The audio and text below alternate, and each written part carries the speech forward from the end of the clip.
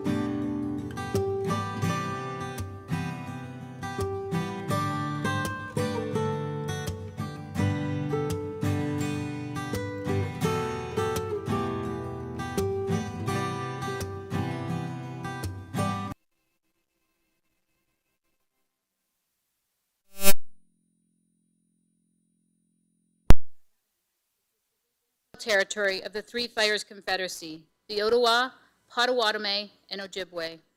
The Lenape also inhabited these lands at the time of the written treaties.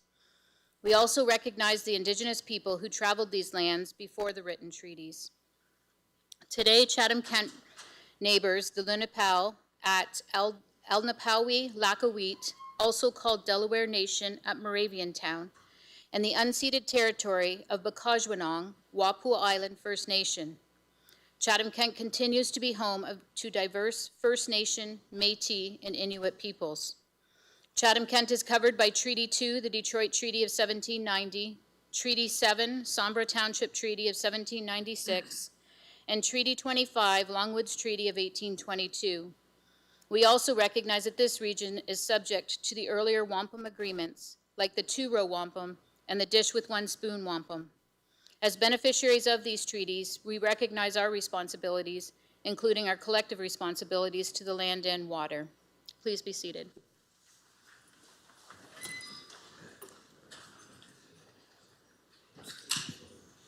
Mr. Mayor, we do not have a supplementary agenda this evening, but I'd also like to recognize and note that item 17A, which is the Chatham-Kent Growth Strategy Update, we have pulled this from the agenda due to staff illness, and it will be on the next agenda on March 23rd. Rules for the decorum at a council meeting. The municipality of Chatham-Kent supports open meetings that welcome debate of public policy issues in an atmosphere of inclusiveness, integrity, civility, fairness, and respect for differing points of view. Anyone conducting themselves in a way that disturbs, disrupts, or impedes the orderly conduct of the meeting, interrupts or makes derogatory statements or hate speech, defamatory comments about councillors, staff, speakers, or fellow members of the public may result in removal from the premises. This also applies to deputations. We ask that you do not approach council members if they are seated in their council seats, and the public, unless invited, is not permitted to come into the gated horseshoe area. The use of posters, signage, and literature is also prohibited. Mr. Mayor, we have Councillor Allen participating virtually this evening. Disclosures of pecuniary interest, we have not received any for this meeting. And now we'll move on to the recognition. The first recognition we have this evening is an artist feature. traditional Irish music by Roger Daniel and the students from École Secondaire Catholique de Pancourt Band. I'll pass it over to Councillor Harrigan. Thank you. Through you, Mr. Mayor. For the past few years, a dedicated group of teachers, community members, and students have come together to share in the tradition of music. The youth that you see participating in the performance this evening are members of the École Secondaire du Pancourt Band. Il y a beaucoup de gens francophones qui habitent à Chatham-Kent. Cet groupe de musique partage la culture pour le bénéfice à tous. Merci. They practice weekly, have performed for community groups, and I have personally witnessed this group play at traditional kitchen parties held locally in Pancourt, where I think you can also spot some of our media members in attendance holding an instrument in their hand. So without further ado, I will turn things over to Monsieur Roger Daniel at École Secondaire de Pancourt to introduce the group and share with us some of their talent for this evening. Merci.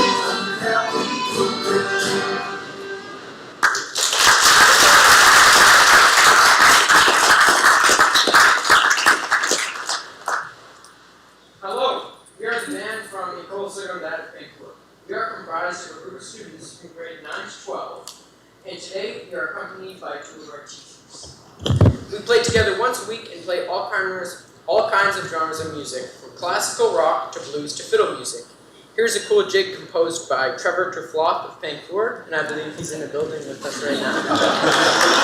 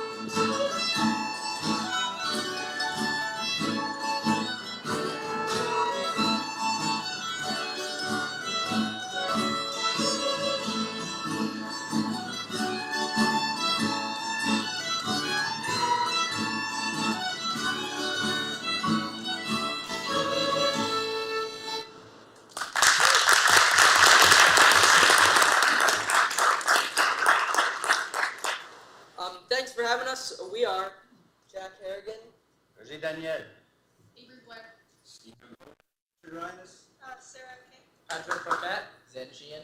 Henry Hill. We leave you with a medley which you are sure to recognize one of these tunes. Let the wind blow high, let the wind blow low, through the streets like it down low. All the lassies say hello, Donald, where's your powder?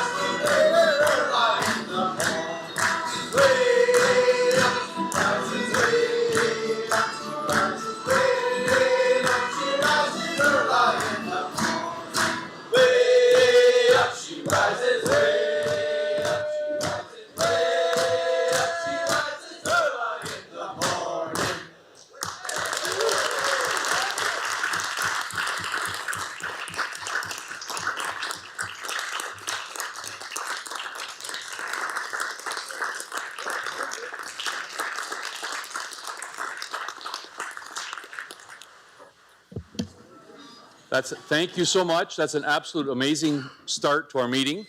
And I'm sure that the royalty checks are on their way to Trevor, correct? Yeah.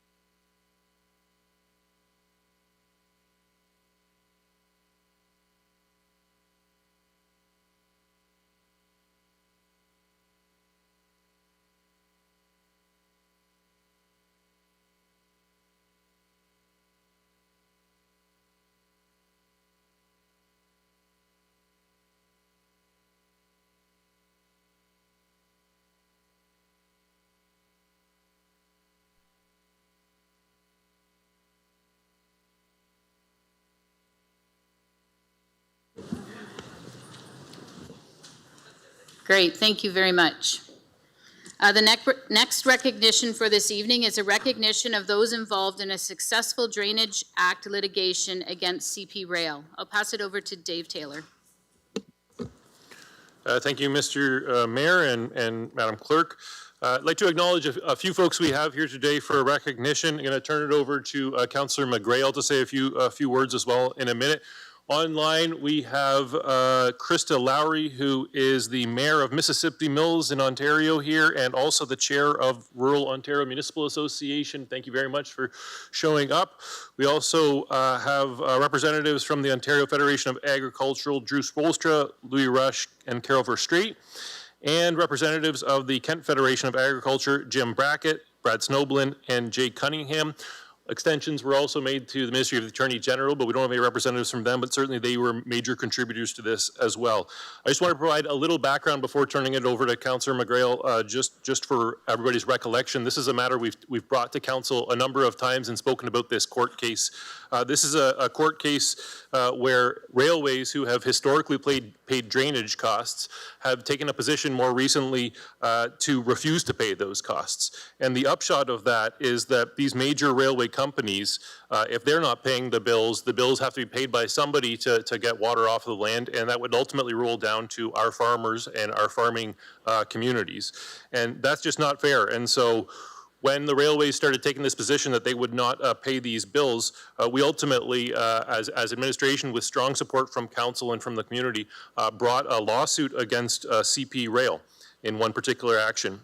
CN Rail then joined in this matter as well. So we had a big team that we had to fight against between those two major railways, and we pulled that team together. We got great support from Roma, from the Kent Federation of Agriculture, from the Ontario Federation of Agriculture, and the Ministry of the Attorney General, and we won that first round of the case. Now, the railways have appealed, but we'll keep that fight up for our agricultural community. I'll turn it over now to Councillor McGrail for some words of recognition. Great, thank you. Through you, Mayor Caniff. I just wanted to take a moment to extend our sincere gratitude to Roma, to the Kent Federation of Agriculture, the Ontario Federation of Agriculture, the Ontario Ministry of Attorney General, and to all the municipalities that participated in the drainage referee court hearing regarding CP Rail. Their support, whether through legal expertise, advocacy, evidence submissions, or ongoing collaboration, has been absolutely vital. This collaboration effort has helped us stand up not only for the people of Chatham-Kent, but for rural communities across Ontario. Ensuring that railways contribute their fair share under the Drainage Act is essential to maintaining and protecting the infrastructure that supports our farms, our rural residents, and our broader provincial economy. This case has shown what can be achieved when organizations and municipalities come together with a shared purpose and a shared commitment to fairness. What we make no doubt, what we have witnessed here is historic. This level of cooperation deserves to be documented, studied, and used as a model for future partnerships at every level of community and government. It demonstrates what working together for the greater good truly looks like. To all the partners who stood with us, thank you.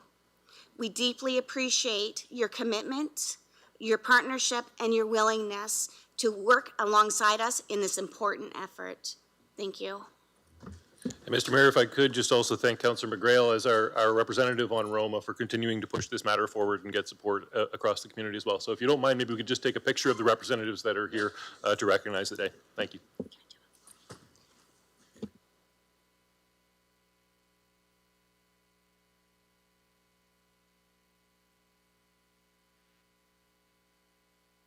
Ms. Lowry, stay smiling because we have you up on the screen in the background of the picture.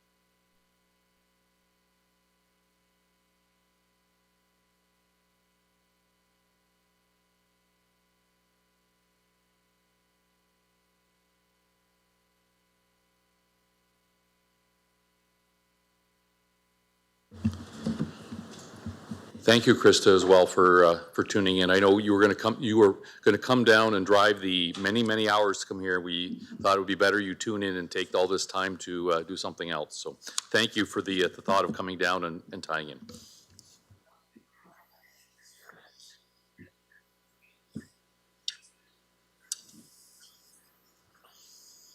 She has been such a strong advocate on Roma for this, and I'd like to thank in front of her colleagues the important role she's played on this file.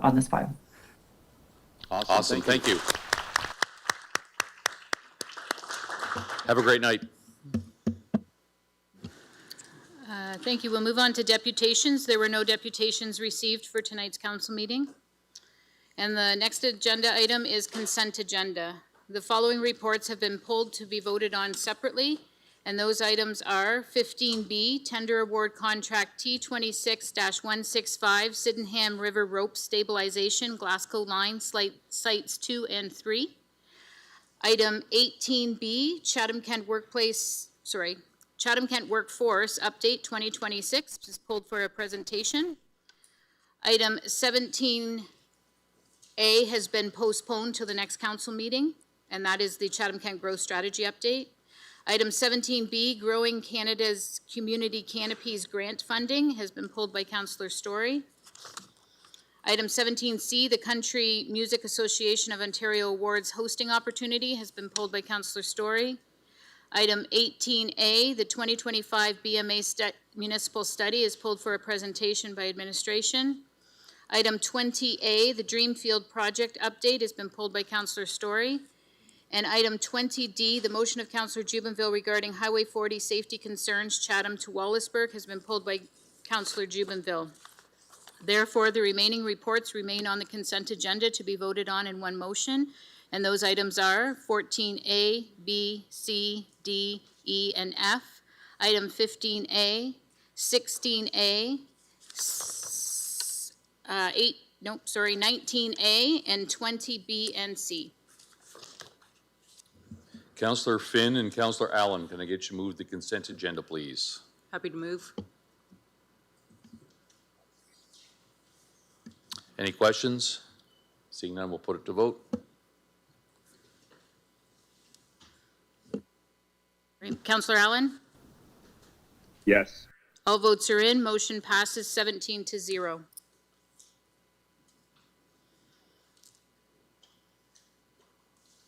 Item 15, tender awards. 15B, tender award contract T26-165, Sydenham River Slope Stabilization, Glasgow Line, Sites 2 and 3. Councillor Story and Councillor C. McGregor, can I get you to move this, please? Happy to move that, Mr. Mayor. Happy to second. Councillor Story, go ahead. Thank you, Mr. Chair. I just had a few questions more about process because this was a decent amount of money and I just wanted to learn a little more about it. Fully support the tender and the work being done on the slope stabilization. I just wasn't entirely clear if the $3 million, the 3.2 million roughly, includes our total portion or the disaster mitigation something fund. Sorry, I don't know what the A stands for. Or adaptation fund. Is that including the 40% or is the 40% coming out of the 3.2 million? Thank you. Through you, Mr. Mayor, Marissa Mascara-Amiot, Director of Engineering, standing in for Edward Solter tonight. So that is the total project cost, Councillor Story, and so 40% will be reimbursed from that cost for the program. Great. Okay, that's good news. Thank you.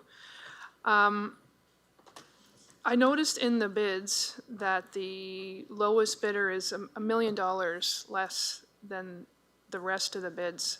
Could you just reinforce the tender review and bidding process? Just to make sure that we've got everything, all of our ducks lined up for that and our contingency plans? Thank you. Through you, Mr. Mayor, so we go through a tendering process. We don't have concern with the bids that we've received in the low bid. We do vet them, so we do a review for completeness of the bid and compliance of the bid for our tendering process. In this case, we also did reference checks and we spoke with the contractor directly to confirm that they were prepared to proceed with the project. And so we've confirmed that everything's good to proceed and we're comfortable with the bids. Thanks very much. And could you just remind us of the contingency options if we needed them? Thank you. Certainly, through you, Mr. Mayor. So we have a $550,000 contingency we've included in this project, and that's to account for any unforeseens or variations in the quantities for the work. And so we'll use that to manage the project to remain within budget. Great. Thank you for clarifying all of that. That's all I have.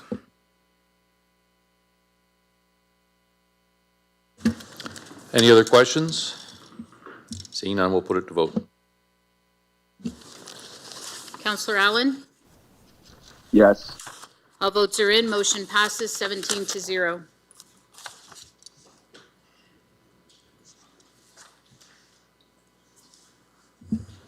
Item 16, Chief Administrative Office. 16B, Chatham-Kent Workforce Update 2024. And I'll ask Audrey to come forward to introduce our consultant. Thank you, Mayor Caniff, and through you to Council. Audrey Ansell, Director of Community Culture and Connections. Delighted to be here this evening, not least of all because the consultant presenting this evening is David Campbell from Dupia Consultants. He's come to us all the way from the East Coast, and this is his third attempt to come here. The past two efforts in terms of speaking to Council, we've had some technical issues and other pieces, so really happy to have him here this evening. But why is he here and why is it important? The Chatham-Kent Workforce Planning Board is a not-for-profit organisation. The municipality provides backbone support to the Workforce Planning Board. The board itself receives ministry funding every year to complete a series of workforce research projects. And David has been hired to do a local labour market plan. It's a mandatory research project that we have to complete every year. So David will be able to present some of the information that we've found on our workforce and our labour market. And it's important in terms of the state of play in Chatham-Kent. It's kind of a state of the union for our workforce, what's happening with our workforce, and what the future looks like in terms of work that we need to do in the community. So without further ado, I will introduce David Campbell, who is the president of Jupia Consultants. So David.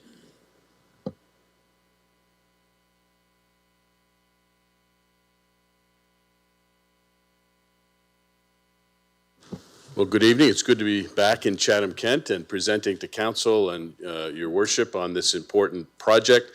Every year, as Audrey said, this plan is done along with the Employer One employer survey. And so we get a really good review and understanding of the state of the labor market here in the community, and that then is used for planning purposes. And not all communities across the country are this rigorous, so I do appreciate the rigor with which this report is done. So we are going to go through this very quickly tonight, just a few highlights. If you want to hear the entire presentation tomorrow, we have 109 slides being presented to various workforce-related stakeholder groups or individuals tomorrow at the Convention Center. So I'll go through this as quickly as I can, and then I'll try to answer any questions you might have in the time allotted. So the good news is the population continues to grow. In the last year, we saw the fastest population growth in absolute terms since the founding of the municipality.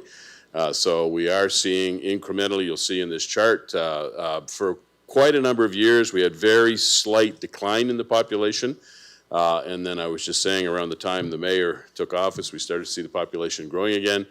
And we are continuing to see that. It's growing probably not as fast, though, as we need to see if we want to keep up with workforce demand, and we can talk about that a little bit more later on.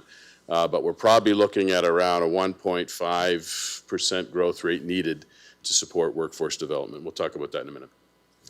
The good news here is that, again, we're seeing population growth in the young cohort. If you look at the 25 to 44 age group, that population, again, this is an estimate done by Stats Canada. That population grew by 2.1%. We did see a dip in the population 45 to 64. I will say that the census is being taken this year in 2026, so next year we'll have much more robust and accurate data because some of the data we'll be seeing tonight is survey data and it's estimated data, whereas the census is a more robust picture of the state of the population and workforce in the community.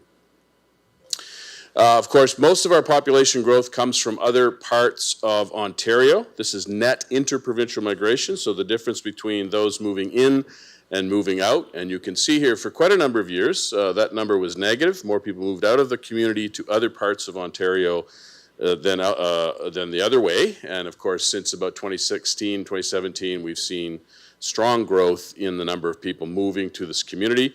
You will see in the report, a lot of it is from the region, so Windsor and so on, but in the last few years, since the pandemic, we've seen a lot of folks moving in from Toronto as well. Yeah, this is the labor force statistics. So we get labor force data and employment data from three different sources. We have the labor force survey, which is a survey of individuals done across the province, and then they take a sample and they estimate it. We get from the tax filer data, which is more robust, but it's a little bit lagged. We only have that data for 2023. And then we have Lightcast, which is a firm that estimates employment data, so it's a little bit confusing. We get it from three sources. This is from the LFS, this labor force survey, and you can see here we did see a slight dip if you look at November 2025 to November 2024, but again, well within the margin of error. We're just not seeing significant growth in employment in the last year. The unemployment rate, again, remained about the same, and the employment rate dipped slightly year over year. And again, if we look at the Lightcast data, we can try to estimate what's happening with on a sector-by-sector basis. And you can just see here, I won't go into all of these numbers, but we did see very modest growth in manufacturing employment, which is good news. In fact, a lot of categories did see growth in 1 year here. And then you can see the 5-year growth. And the column all the way to the right, if you get a chance to read this in depth, just compares the employment concentration here in Chatham-Kent to the country overall. So you'll see you have significantly more employment in manufacturing, 61% more compared to the country overall. If you look at transportation and warehousing, again, about 3 times the level of employment here in the community compared to the country overall. So that's just like an over-under in terms of your employment concentration. And again, after the 2026 census data, we'll have more robust information, more rigorous information on this breakdown, because this is done by Lightcast and it's built from the census and from the annual business count data. And we also look at workforce supply and demand in the report every year, and we're basically projecting now that we're going to need somewhere around 20,000 jobs to be filled over the next decade. That's from replacement demand, so people retiring or leaving the workforce, and from growth demand, that's new jobs, net new jobs expected by sector. This is not an exact science, but based on the best estimates that we can do, you can see here we're expecting significant growth in healthcare employment, both in terms of growth demand, but also in replacement demand as folks retire. If you look at the retail trade sector, modest growth from growth demand, but very lots of folks retiring or expected to retire from that sector. So again, I won't go through all of these, but you can get a chance to review that at your leisure. We also look at the business counts. That's mandated by the province. They want us to look at that every year. And this is, again, from CRA tax filing data. So it's good, robust information, basically on the number of businesses by industry and by employment size in the community. You can just see the change there. We had very, very little growth, but we did see growth in the number with employees. We continue to see growth in the number of incorporated businesses that do not have any employees. So that would be individuals working for themselves. That have set up or established in the community here but don't have any formal employment. And then you can see just the change over time. We did see in the last year a drop of 5 businesses in the 100 to 499 size, and it looks like most of those, if not all of those, just dropped down to the lower tier. So just under 100 employees. Of course, we don't know the individual company names, so we can't say with certainty, but it looks like if you look at the data, that's what happened. Of course, this community is much more reliant on apprenticed labor than many across the country, and so we are seeing the good news here. We're seeing increases in the number of active apprentices, and in the last year, we saw an increase in the number of new registrations. So we want to track that over time and make sure we're filling the need for apprentice labor here in the community. We also look in detail at income data, and again, this data is not from the census. This data is from CRA tax filing data. And we compare that to the country overall just to see what's happening. And in the last year, again, this data is lagged by 1 year because it comes off of annual tax filings, your tax forms.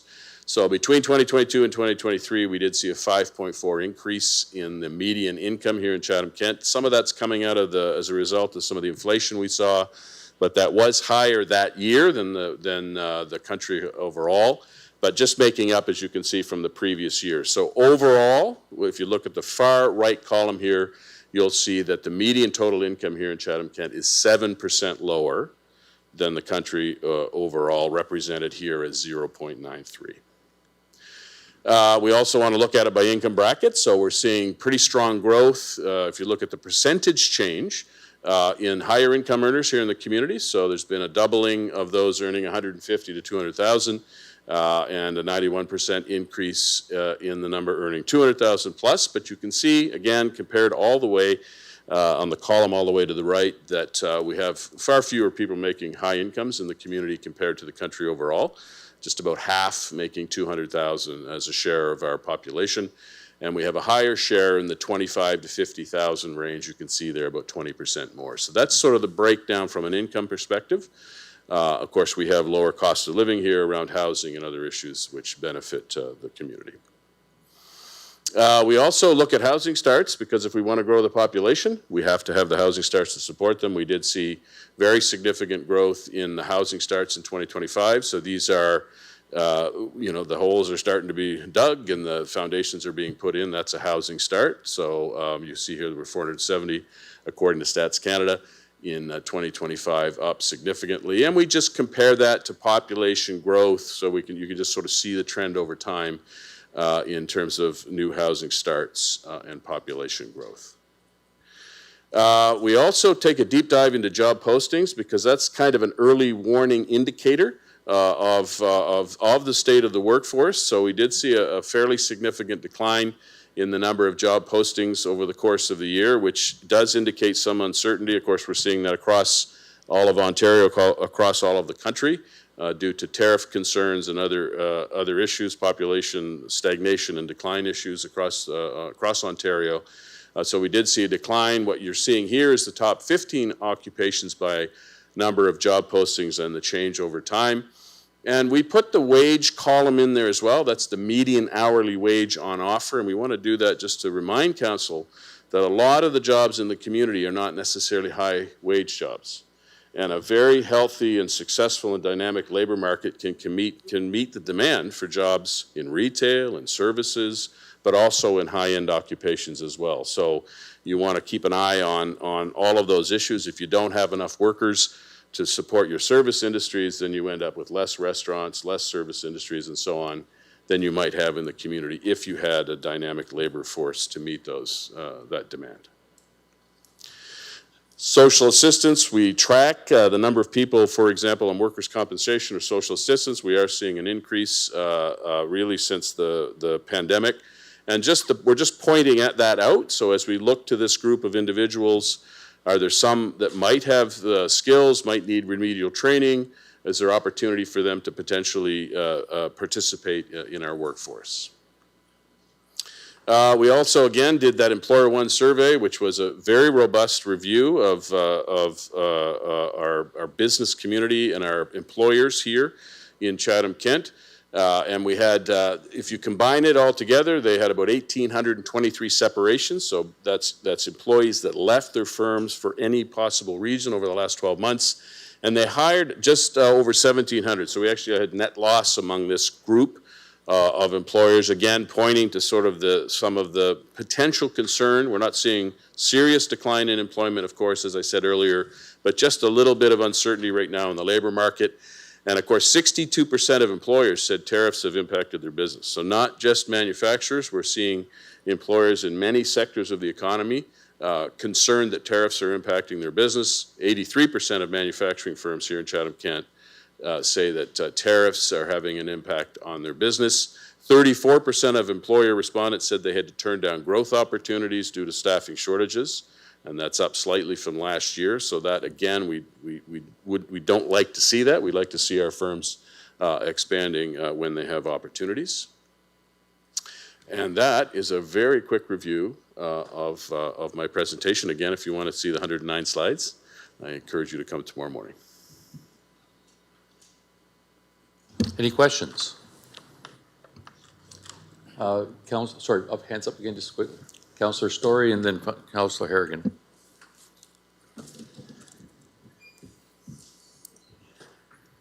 Thank you, Mr. Chair. Thank you, David, for that presentation, and I look forward to tomorrow's 109 slides. Just a few questions I had when I was reading the staff report that drew from this, so if anything doesn't apply, I can follow up with Jason at another time. But this type of report, I love this kind of data. I'm a data nerd myself, and I think it really helps us figure out where our challenges are, what's working, what's not. It's not necessarily a bad news story, but it's where we might look for ways to tackle challenges. In the report, it mentions that the labor force has remained the same or a bit lower, but our population has slightly gone up, which is great news. Now, I'm not quite sure how those numbers line up. Does that mean the folks who are moving here are not necessarily working? Like, are they retirees or folks who are not joining the workforce?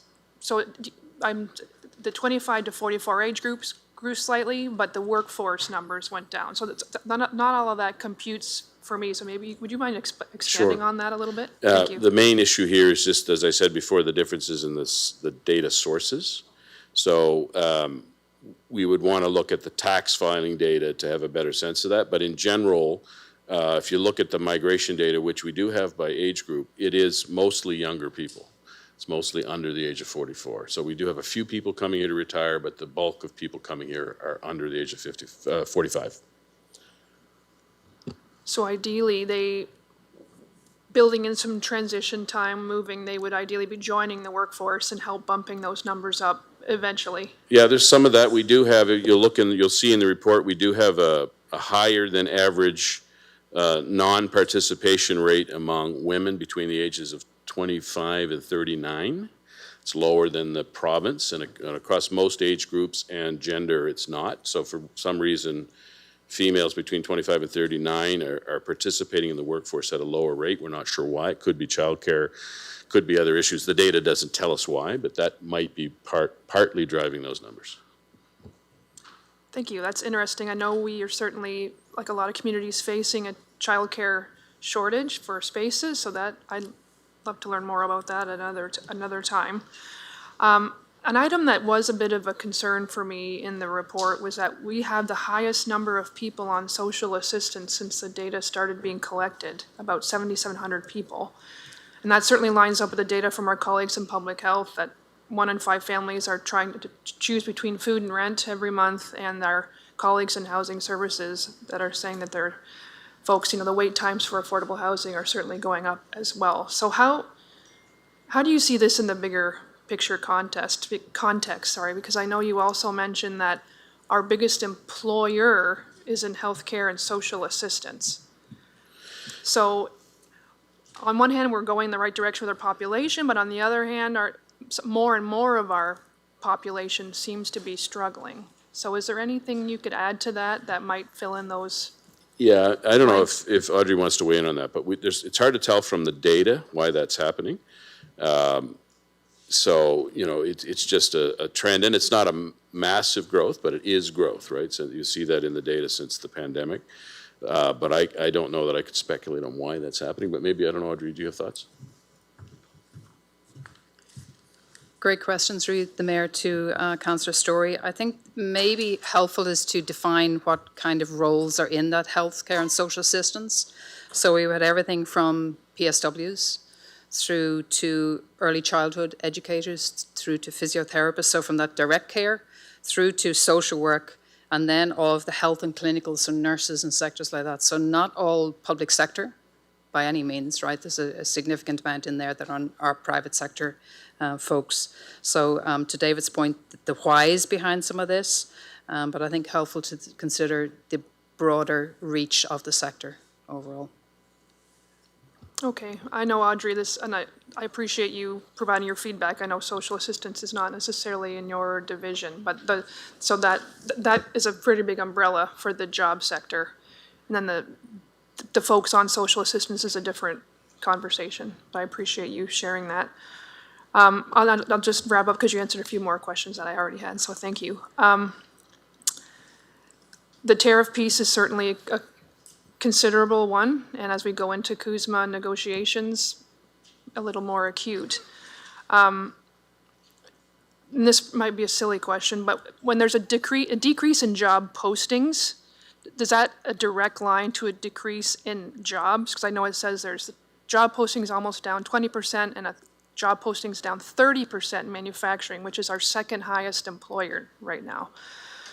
So does that translate into there are actually 20% fewer jobs and 30% fewer jobs, or they're just not posting because they're taking a pause on investment and growth and things like that till the economy gets a little more stable? Yeah, so the job posting doesn't necessarily mean less jobs. For example, if there was, not enough competition for certain jobs or whatever, that would drive the number of job postings. So you'll post more in an environment where you have to recruit harder, let's say. But we are seeing in the data there's some softening, right? If you look at later on in this report in the AI section, there are a number of firms that are not hiring because they're not sure about what's happening with AI. So I do think that you can deduce from that reduction in job postings that there is some uncertainty in the workforce, but it hasn't led to a decline in jobs yet based on everything we've seen. But it could next year. So in the survey, a lot of employers are kind of waiting and seeing what's going to happen with the tariffs and with AI. So I think there's some uncertainty now this year that we didn't have last year and the year before. Really appreciate you sharing your perspective. Thank you. Councillor Harrigan? Thank you, David, for your report. One specific slide jumped out at me earlier on in your presentation where there, and I think I got this right, there was a decrease in the population of the workforce between the ages of 45 to 64. Now, that time period of a employee's lifespan, or kind of like an economic lifespan, are like wealth building years, also progression years, leadership development years. Could we deduce from that that there are individuals who are finding kind of opportunities elsewhere? And then if yes, what implications does that have for us as a community when we think about things like succession planning, right? Like if all of the next generation of managers are going to become managers down the highway, where does that leave us, and what sort of things do we need to consider as a community with that? In a smaller community, a lot of times if you're going to get a promotion or you're going to get a raise, you do have to move to another community. That happens. It happens. It's more of an issue in smaller than larger communities.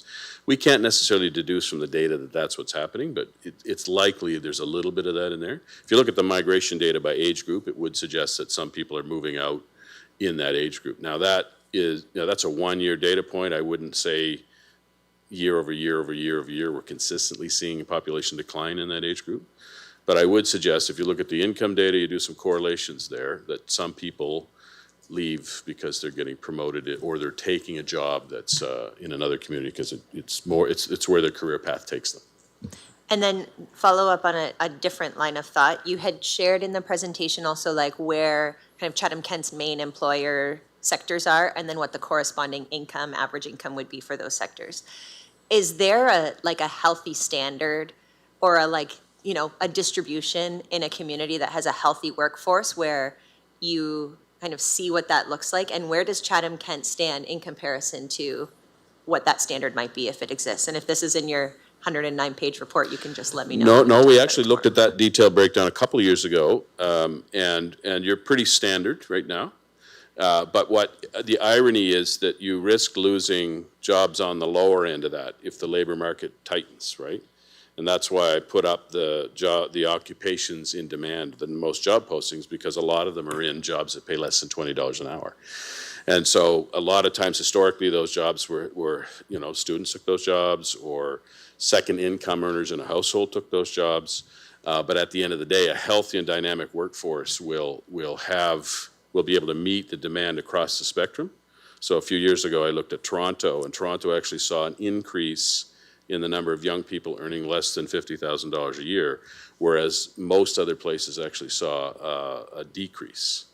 So it's supply-demand of workforce. It might be Uber drivers, it might be skip the dishes, et cetera, et cetera. But at the end of the day, my view on this is that just from a workforce planning perspective, you don't want to ignore that segment of the workforce because it's important. It's important to make sure you have, otherwise you're going to be missing services in the community. And we actually talked to a number of employers that said it was getting harder to recruit non-skilled, but even highly skilled, I think in the legal profession, if I recall the conversation. So, you've just a healthy labor market will be able to meet the demand across the spectrum. It's just harder in smaller communities. Another reason why we want to have more post-secondary education here is because when they study here, they can also work in these jobs, these part-time jobs or service industry jobs. If you don't have the post-secondary, you don't have access to that workforce. What you really don't want is head of household working in lower wage jobs, because then that perpetrates the challenges around income. Great, thank you. Appreciated your presentation. Any other questions? Thank you. We'll move on to item 17, Development Services. 17B, Growing Canada's Community Canopies Grant Funding. Councillor Story and Councillor B. McGregor, can you each move this, please? Happy to move that, Mr. Mayor. So seconded. Councillor Story, go ahead. Thank you, Mr. Mayor. I just wanted to quickly highlight the Green Municipal Fund. It's administered by the Federation of Canadian Municipalities, on which we have a board seat for the Ontario caucus, and it's a great program. We just had an in-depth update about this fund last week at our board meetings, and I wanted to thank staff for keeping their eagle eyes open for this grant, because it does provide much needed funding for sustainable housing and community resilience, affordable, achievable projects that are climate adaptable, no matter the size or the budget. It's put forward almost $2 billion worth of sustainable projects and 16,209 years of national employment. So it actually creates jobs locally, it lowers cost on our infrastructure projects, and by extension, strengthens our local economies. And it covers projects at all stages. So I just wanted to flag that for folks, from plans and studies to pilot projects to capital projects, up to 80% of eligible project costs. So I'm thrilled that staff applied for this and we got this substantial amount of money, and there ideally will be more to come, especially for such a worthwhile project of planting more trees. So I'm just want to thank staff for their efforts for these grants. They're not always easy to apply for in terms of the work required, but this will pay off in spades in the coming years, and I'm just proud that we were part of it through FCM. Thank you, Mr. Mayor. Okay. Seeing no other questions, we'll put it to vote. Councillor Allen? Yes. All votes are in. Motion passes 16-0. 17C, Country Music Association of Ontario Awards hosting opportunity. Councillor Story and Councillor Hall, can I get you to put this on the floor, please? Happy to move that, Mr. Mayor. So seconded. Councillor Story, go ahead. Thank you. Very happy to see this. As a music fan and a musician, I'm really hopeful that we will be successful in this application. I just had a couple of questions for staff on how this would look moving forward. Would we be selected for 2028 and 2030, or either or both? Or we're applying to both and see what happens? Oh, that's true. Thank you very much, Mr. Mayor. Shannon Pava, Program Manager, Tourism Development. The way the program works when it comes to making the proposal is we do have to apply for those 2 years. So for example, Mississauga is hosting it in 2026. They would have hosted it in 2024. So the application would be for those 2 years. You can't just make 1 year application. Okay.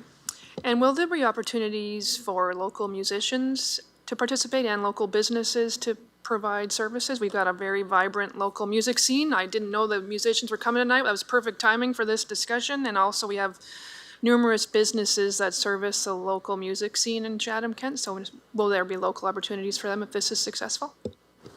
Thank you, Mr. Mayor. Yes, there will be several opportunities, both for businesses to bid on anything should the proposal go forward. And with regards to the performers, there would be criteria specific to this. What I can tell you is that members would be a part of the CMA Ontario. They would need to be a part of that program themselves to actually go through that process. There would be a formal process for the awards. There's other criteria as well. Those that are not members can take part in industry events and showcases as well. It's not just the awards that are happening. So there are other components as well that locals can take part in. Great. And that's not to say, even if you're not directly involved, you could provide supplementary programming to, complement what's already happening with the awards, because there's going to be folks in town to enjoy it. So it's not holding anyone back from participating in other ways or providing other opportunities with the music programming with it. So that's good to hear. From the accessibility piece, are there any accessibility requirements for the venues or the performances on the application process to make sure that what we're providing is accessible to everybody? Thank you, Mr. Mayor, for the question. Yes, all venues absolutely have to be accessible. So that is a component that is a part of the vetting process. When and if we would move forward with the proposal, the next steps would be bringing down music tourism, bringing the CMAO executive director, and going through site selection and making sure that sites are 100% accessible. Great. And just the last question, do we have a timeline for when we would find out if we're successful? Thank you, Mr. Mayor. What I can tell you is that the next step would be following the process here being approved would be to bring down music tourism into the town. Facility venues would take place. That would take place over the next few weeks, several months. The proposal would then be put forward. It does have to go to the board as well. We would not be the only ones, of course, applying for this. So it could be a few months before we hear, but not a time frame that I have at this moment. Okay, well, appreciate that, and I'm hopeful that we'll be successful. Thank you very much. Thank you. Thank you. Seeing no other questions, we'll put it to vote. Councillor Allen?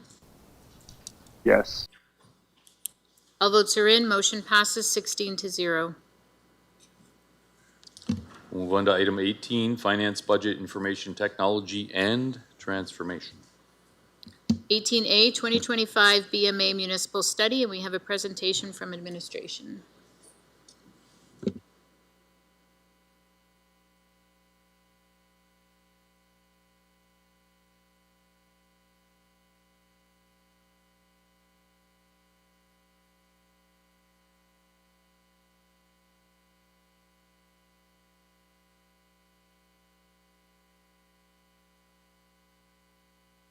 Of Council. My name is Victor Ferreira, and I'm a Finance and Business Solutions Analyst and Project Manager in Corporate Accounting.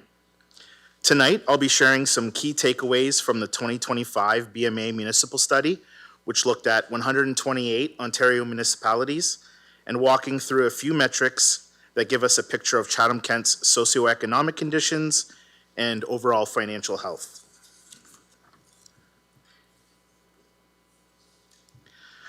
Chatham-Kent takes part in the BMA Municipal Study every year.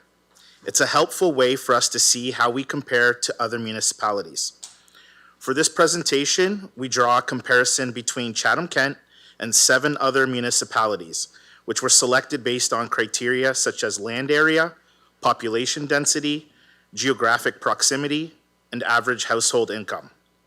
Throughout the presentation, you will see how Chatham-Kent compares to our 7 chosen comparators, represented as a group average, and to all 128 municipalities who participated in the study, represented as the survey average.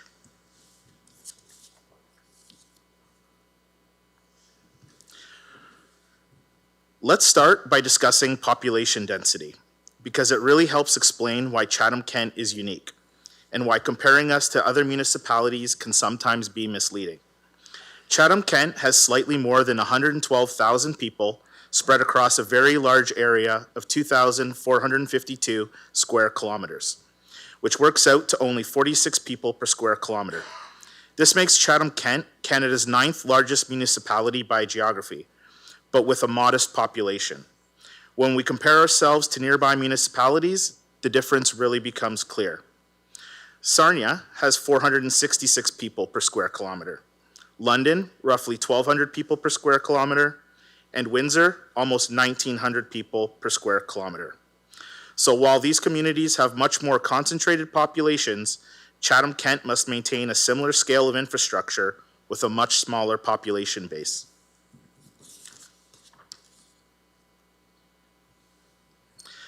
Another key characteristic of Chatham-Kent is its average household income. Population density tells us how many people are sharing the cost of municipal services, but household income helps us understand how much capacity those households have to actually support those services. With that context, let's look at where Chatham-Kent stands in terms of average household income compared to the other municipalities in the survey. Chatham-Kent falls on the lower end of participating municipalities and is below both the group and survey average, with an estimated average household income of about $94,000.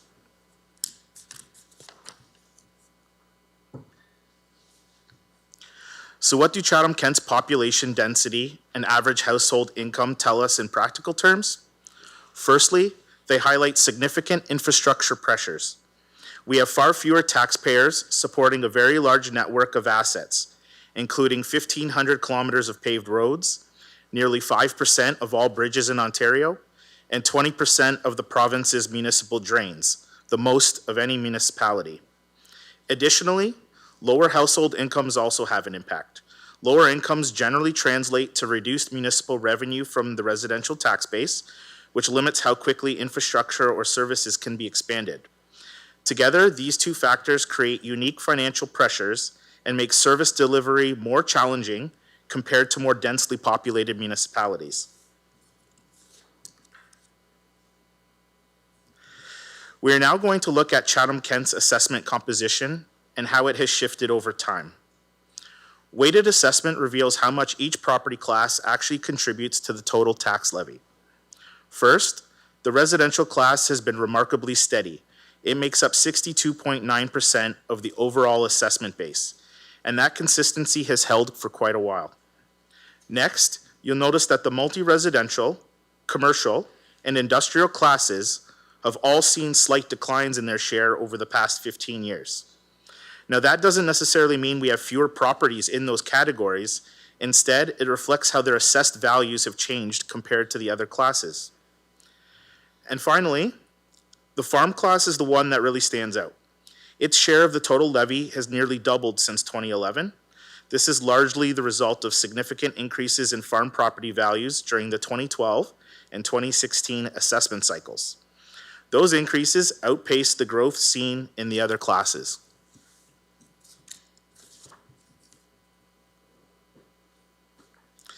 So now that we've looked at how our assessment base is distributed across the different property classes, let's take that one step further. A useful way to understand the strength of a municipality's tax base is to look at how much weighted assessment we have per person. For Chatham-Kent, that number is about $106,000 per person. You can think of this statistic as a capacity indicator. A municipality with higher weighted assessment per capita generally has more assessment value available to support services, more ability to raise revenue without relying heavily on individual taxpayers, and a broader or more diversified tax base.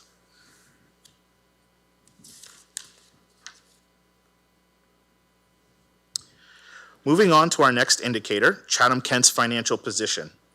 The financial position of a municipality is a key indicator of its health and is determined by taking the financial assets of a municipality and subtracting its liabilities. When the number is positive, it means we've paid ahead. Past and current taxpayers have covered more than the costs of the services they used, and that helps pay for future costs. When the number is negative, it means we've done the opposite. Today's and future taxpayers will have to cover costs from the past because the community didn't pay for them at the time. Chatham-Kent has a positive financial position of $2,964 per capita, significantly above the survey average of $1,013 and higher than the group average of $1,837. For residents, this means past and current taxpayers have left the community in a stronger position going forward.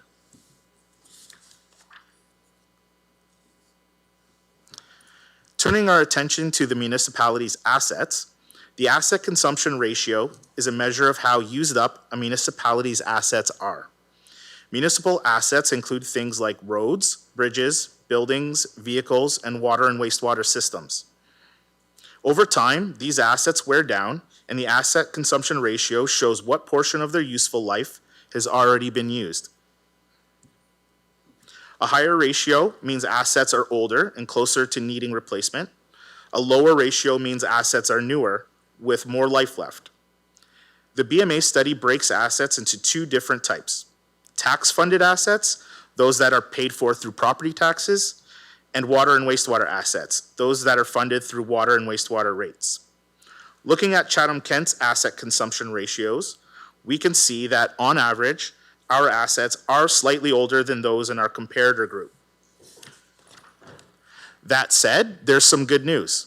Our tax-funded assets are currently sitting at 51.2%, which is a slight improvement from last year's 51.9%. It's the first time we've seen this kind of positive movement in a while, and it may be a sign that we're doing a better job renewing our assets than we have in previous years.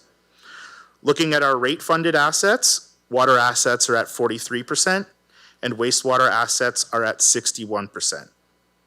To add some additional context to the ratios, an asset consumption ratio below 50% is considered good because it means assets are relatively new. A ratio between 50 and 75% is generally seen as manageable or acceptable and is typical for many municipalities. And anything above 75% is viewed as poor since it points to significant aging.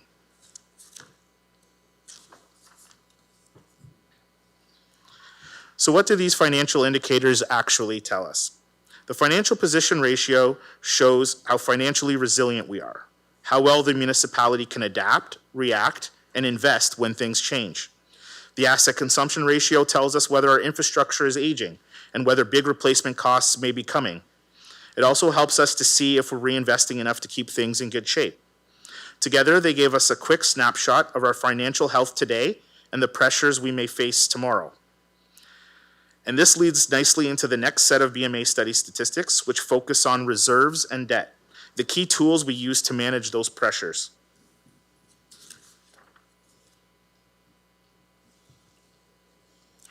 Many municipalities aim to have a debt to reserve ratio of 1, as this is deemed financially prudent by rating agencies.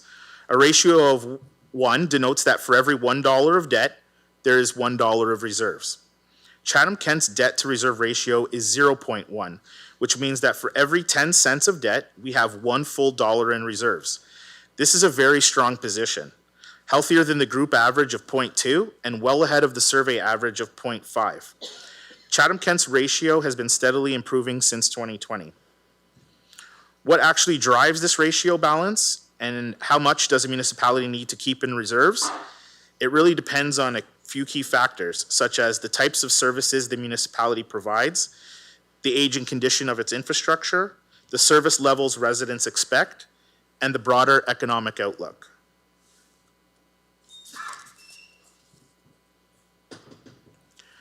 The reserve comparative analysis measures a municipality's reserves as a percentage of its own source revenue.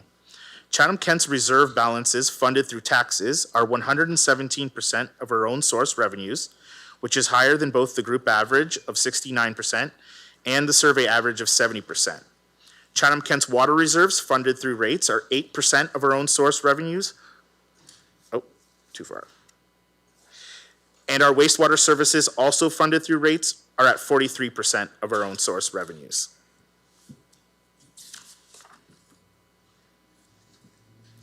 Next, let's discuss debt. Chatham-Kent has been making steady progress in reducing its debt, and you can really see that in the numbers. Our total debt per resident is $181. When you compare that to the others in the group, we're on the low end. The group average is $499, and the survey average is even higher at $686. So overall, our total debt is well below what many other municipalities are carrying. When we look specifically at tax-supported debt, we're at just $77 per person. Again, that's significantly lower than the group average of $421 and the survey average of $502. The remaining $104 per person, which is about 60% of our total debt, relates to water and wastewater infrastructure. That portion is funded through user rates managed by the PUC and not through property taxes. What this means. Overall, Chatham-Kent is carrying much less debt than most of our peer municipalities, both in total debt and in tax-supported debt. And because we're in such a low debt position, we have the flexibility and room to invest in our community when the need arises. And with today's historically low borrowing costs, there is now an opportunity for council to invest in CK and use strategic debt for generational equity.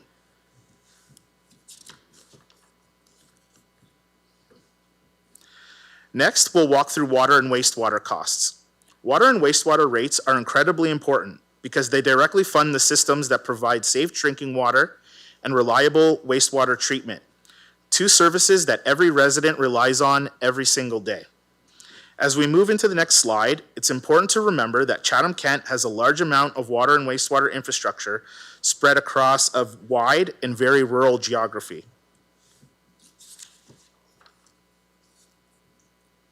When we compare Chatham-Kent's water and wastewater costs for a typical residential household, we come in below the survey average and slightly above our group average at about $1,383 annually. To put that into perspective, our closest competitor, the City of Windsor, operates just 3 water and wastewater plants. Here in Chatham-Kent, we operate 14. That scale matters. Having more plants spread across a much larger geographic area significantly increases the costs to maintain, operate, and eventually replace all of that infrastructure. When we compare industrial water and wastewater costs, Chatham-Kent comes in below both the group average and the overall survey average at roughly $273,000, with only Sarnia and London reporting lower costs within our comparator group. This cost advantage strengthens Chatham-Kent's competitiveness, helping attract new industries and businesses looking to reduce operating expenses while maximizing value. The Public Utility Commission's role in balancing system sustainability with fair residential pricing and business competitiveness is essential for Chatham-Kent's future.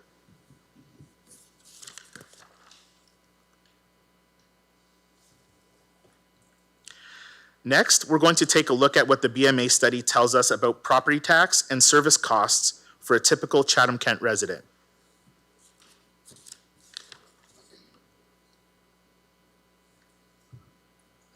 The following graph illustrates how the property tax burden for an average detached bungalow compares across participating municipalities with populations over 100,000. Among them, Chatham-Kent has the lowest tax burden at $3,904. That's 20% lower than the group average and 50% lower than the highest municipality in the comparison. This is a strong indicator of better household housing affordability relative to our comparator municipalities, and it should positively influence how residents and newcomers perceive our cost of living value. Take a drink here.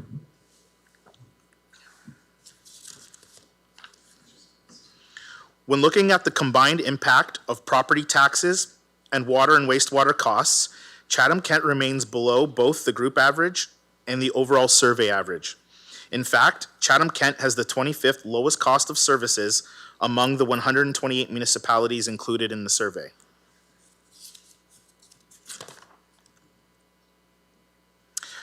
Because Chatham-Kent has one of the lowest household income levels among the municipalities in the study, both property taxes and water costs represent a slightly higher percentage of household income at 5.5% compared to the survey average of 5%.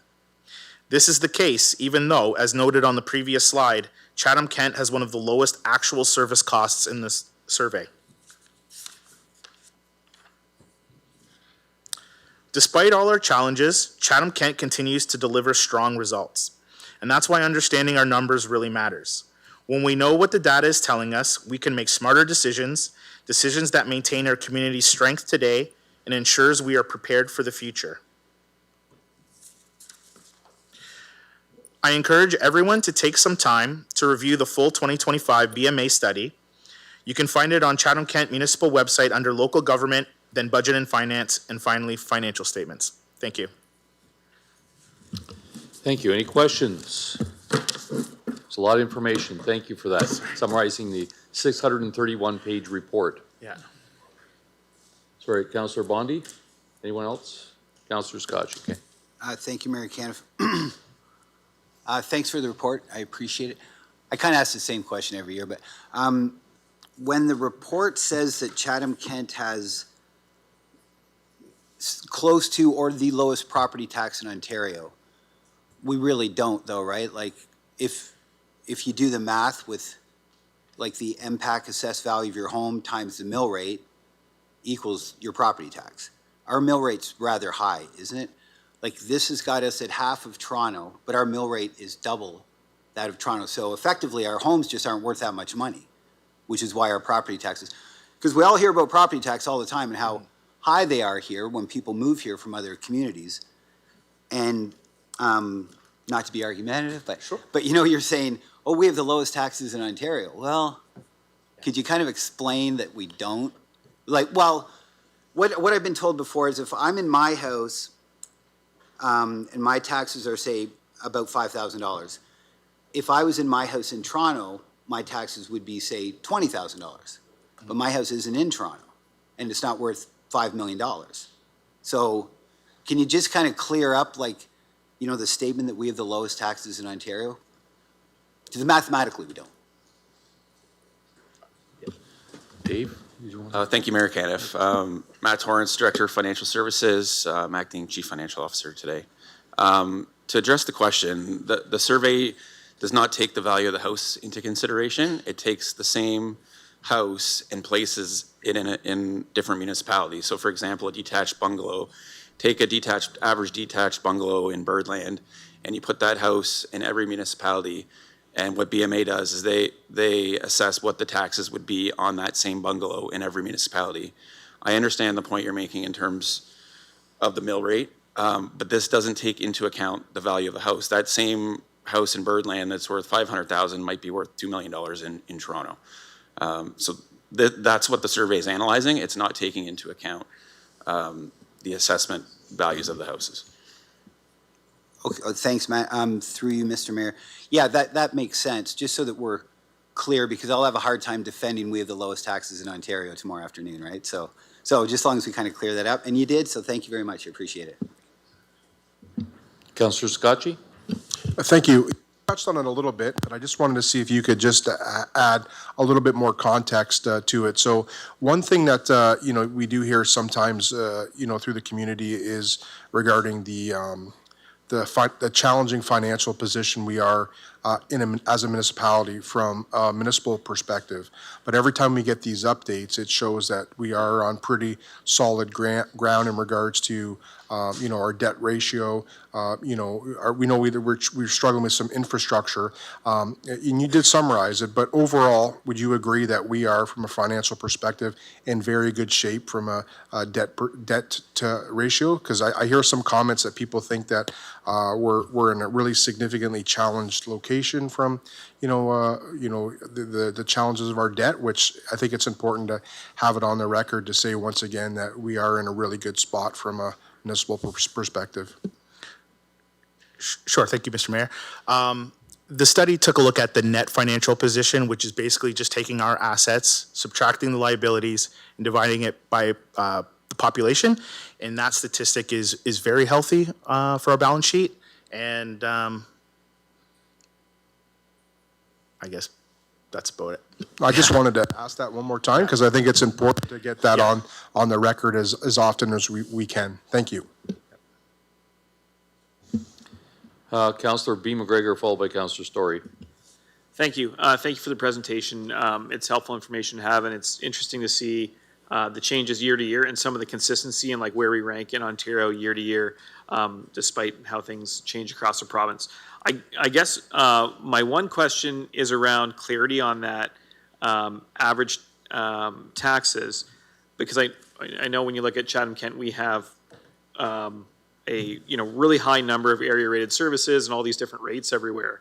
So the average house, is that just taking the average bungalow like between all those communities, or are you able to see like the average bungalow in Chatham where we have all the area rated services versus a bungalow on a fringe area versus a bungalow in Blenheim versus one that pays residential property tax on a farm in a rural area somewhere. So I think it would be interesting to see those differences to understand the relative tax burden of the different areas. And then like how's that average calculated? The BMA doesn't specifically break those out, so it doesn't say, we wouldn't know, but I don't know if Matt has anything to add to that.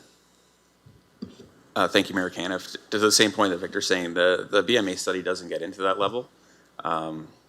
We could maybe consider doing some sort of analysis internally and see how that would play out. But if in the same manner as in Toronto, it's not getting into the different neighborhoods, right? So the study doesn't get to that depth. Yeah. Thank you. Councillor Story. Thank you, Mr. Chair.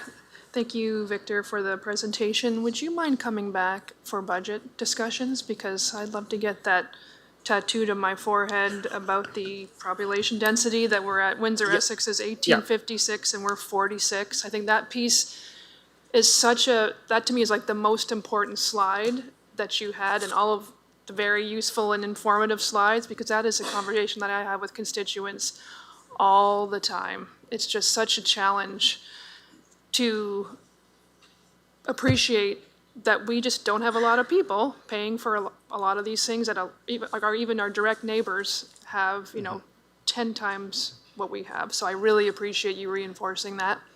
Is there any, I also notice it is a challenge, and I know Mayor Caniff has mentioned this, that because of our very unique single-tier governance model, we are really often between a rock and a hard place for how we're measuring things, because we don't have a lot of one-to-one comparators. Like comparing us to Mississauga is a bit challenging, I think, because that's an urban GTA, massive area, and we are so different from them. But I know there's also not very many other municipalities in Ontario that we can find. So did you find our single-tier model?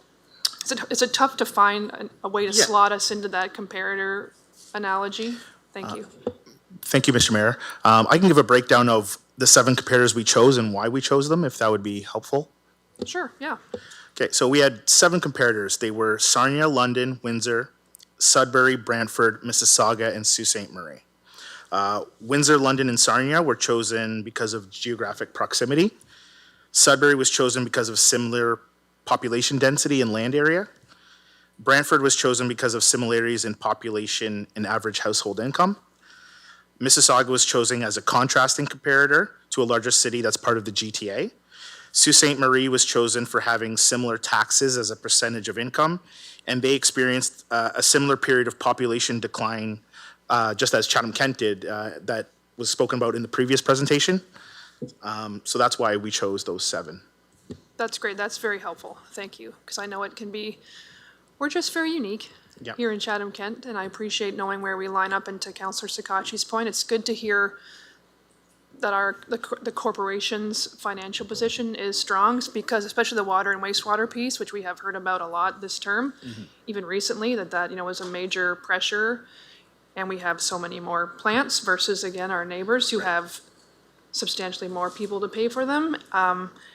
And I also think it's very helpful to have your report in conjunction with David's report earlier. That's a very holistic, complete picture of both what our citizens are facing and what our corporation is facing. And I think it's very helpful to have those two together. So thank you to whoever made that agenda happen, because I think that's really useful to have all of that presented together. Thank you very much. Councillor Doyle? Thank you, Mayor, and thank you for the presentation, Victor. Just kind of following up on Councillor Bondi's question there, and I know we normally get it based on a single detached bungalow and what that is, but going forward, could you add another chart in there that shows a single detached bungalow in Chatham valued at $500,000, and then use all those other cities and say a single detached value or a single detached bungalow in those cities valued at $500,000, so we use the same property value, and then get the tax ratio that way? Is that something you could add in next time? Not as part of the BMA study. Sorry, thank you, Mayor Caniff. Not as part of the BMA study. They do their own analysis and they won't get into we can provide them feedback and ask them to do it, but you're going to have considerable changes in values of properties across municipalities in Ontario, from Toronto and Chatham-Kent as the 2 extremes. What this study is trying to do is, like I explained to Councillor Bondi's question, is take the same property in every municipality. We can do the simple math exercise of comparing a $500,000 house in Toronto versus a $500,000 house in Chatham-Kent. We don't need BMA to do that. We can just do that with tax rates and provide that analysis. But I think what the benefit that the BMA study does provide is it takes that same house. I'll give you a simple example. There's 2 municipalities that have 3 houses. 3 houses worth $500,000 in Chatham-Kent, and there's 3 houses worth $2 million in the city of Toronto. It still costs the same to run the 2 cities. It shouldn't matter what the value of the properties are. If you have the same 3 houses in both cities, the costs might be slightly more in Toronto because things are more expensive, but relatively speaking, those municipalities cost the same to run. So this is what BMA is trying to do. They're trying to capture that. Instead of looking at the value of taking $500,000 house in one city and a $500,000 house in another city, they're taking the same house, plopping that in every city, and doing that analysis on the tax burden on that basis. Okay, thank you. I do understand that. So just, I guess internally then, can we do that next time before budget? I don't know if we need a motion for that, but we get these studies and we go out and we tell the community that, and the community basically says no. And we try to explain it to them and they still say no. So I think having both ends of those agreement, of those, I guess the information on that, on the BMA study and how they do it, and then just on how the normal everyday person wants it done. If we can have both those numbers, then we can show the community what they both are. I think that makes sense. Is that something that you would need a motion for, or can we just include that?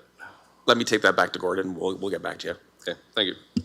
I just want to note on that a $500,000 house in Toronto will look a whole lot different than a $500,000 house in Chatham-Kent. So that's, you're asking for that comparison, and it might be a garage, maybe a garage or a shed in Toronto versus the house. So that's what the BMA study is, taking the exact same house and recognizing that it's a whole lot more expensive in Toronto, and that what are the taxes that attracts. Yeah, I'm just going back to the average person that talks to us.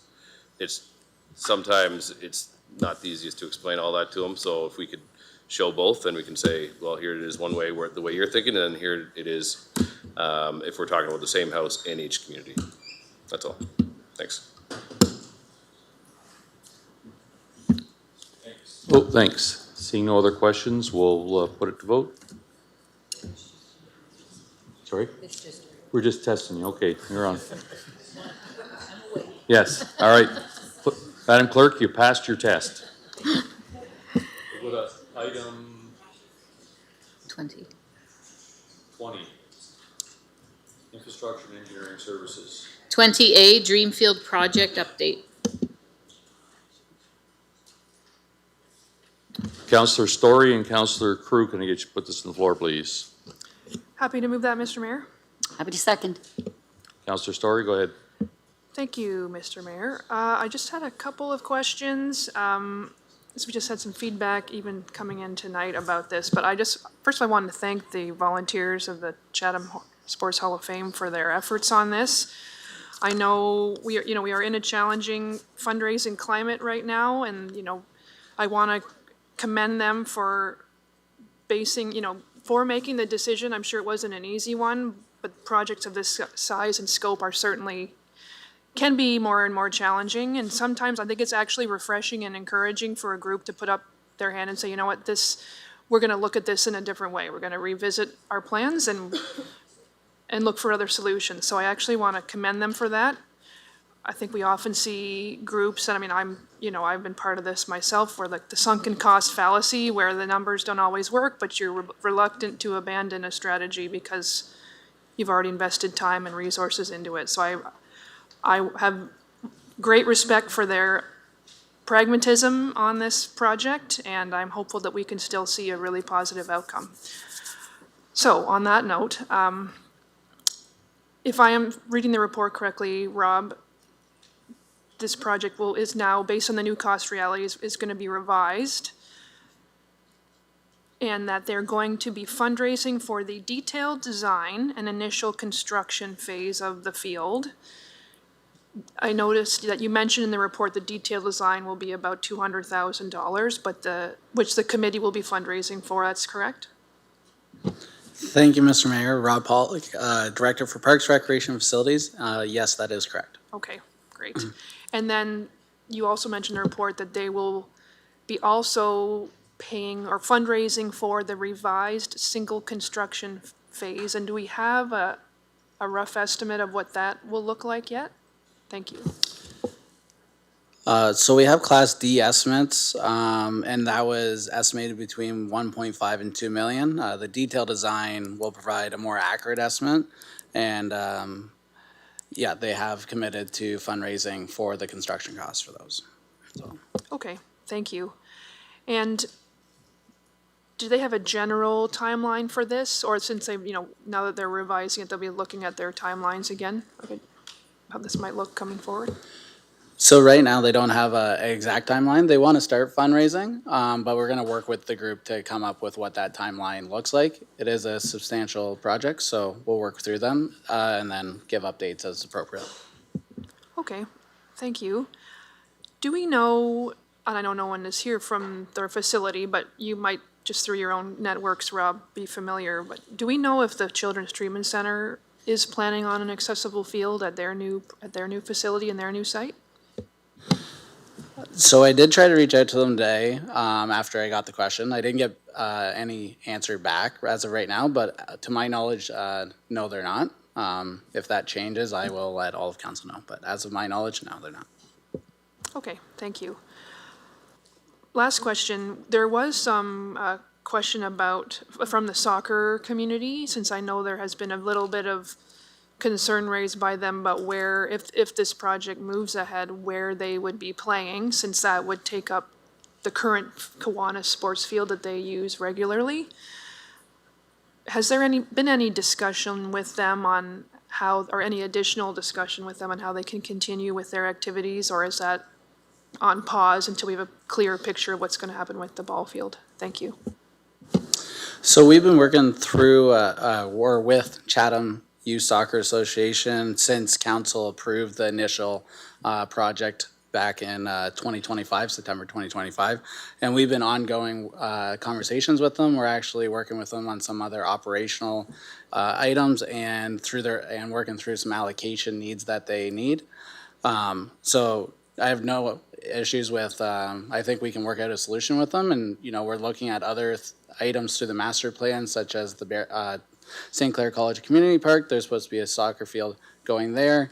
And then we have a new recreation center as well, which is probably going to have soccer fields there as well. So we do have other options, and we're looking at our current inventory in the meantime as well with them.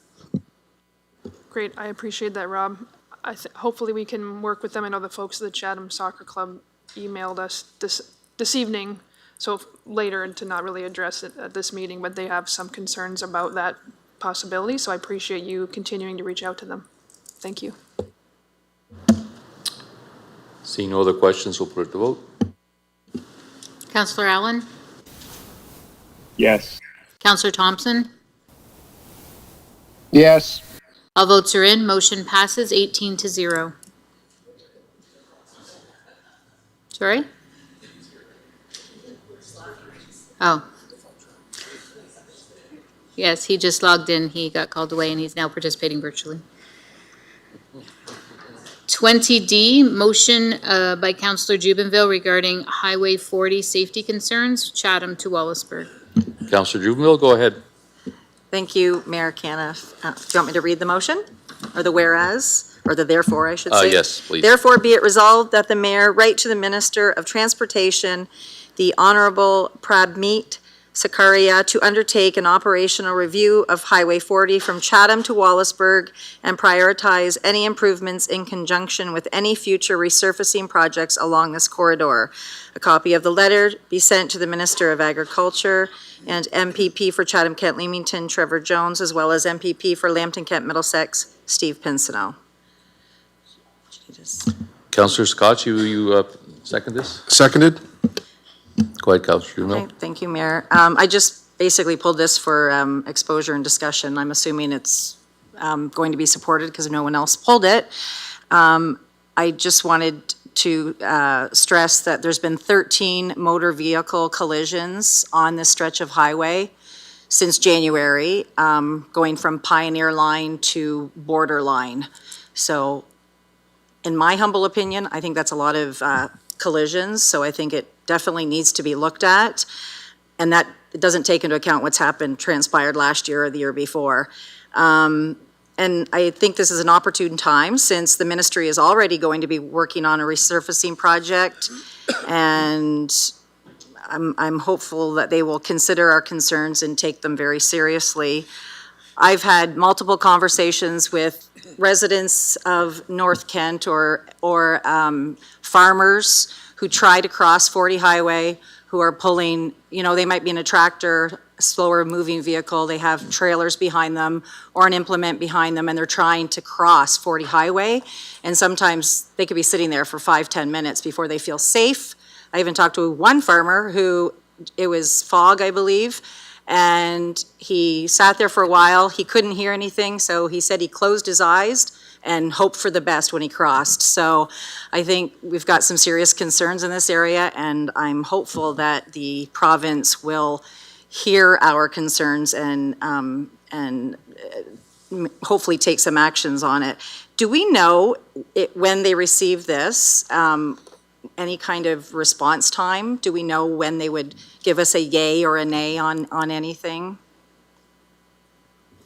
Through you, Mr. Mayor. Not specifically, but I can note that we do meet frequently with the MTO. We have raised this, so I think we'll certainly follow up on those discussions. They'll be sharing information with us as they move from design and planning construction. So if not a formal response, we will get some information through there as well.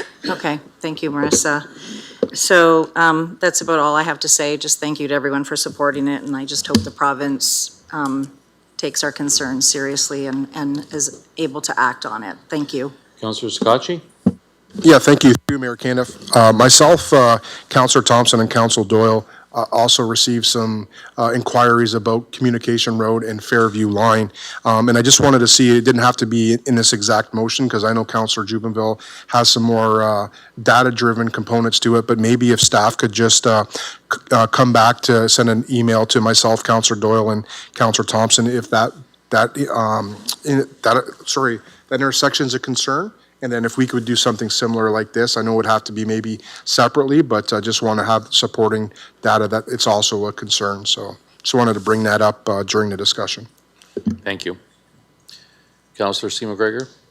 And my comments are probably similar to Councillor Sakatchi's, and I'm just wondering if we have done any studies or calming studies on our roadways that are running perpendicular to 40. So I'm thinking like some of the lines that they're talking, the one at the golf course, electric line, which is Country View and electric line.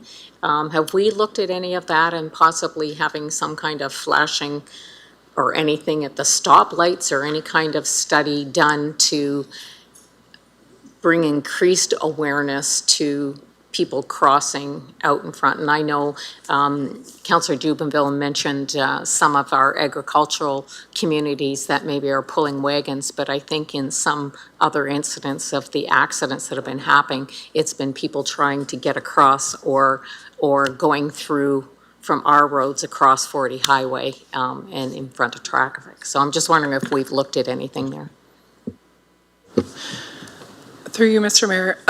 I can't speak specifically to that. We do receive concerns on our roads and we do follow those up. I know we do have like speed flashing signs out on a few of them in some of our areas. Specific to this, I think, as you've noted, the intersections are a concern, and that is the MTO's jurisdiction. And so it would be prudent for us to coordinate and raise these concerns with them. Just one other follow-up on that then. When there are accidents at those or at particular intersections, and I do know that when we have accidents within our own area and jurisdiction, that those areas are reviewed. Even though that is a provincial highway, do we review our sides of those roads when there's been an accident? Through you, Mr. Mayor, yes. When we get that information, we do review on our side, yeah. Okay, thanks. Councillor Wright? Thank you, Mayor Caniff. Recently, they've installed 2 flashing lights, one of Gosnell and Victoria Road and one at the South in Victoria.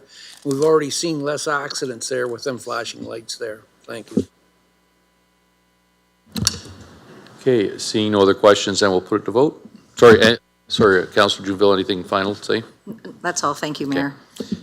Okay, I will put it to vote. Councillor Thompson? Yes. Councillor Allen? Yes. All votes are in. Motion passes 18-0.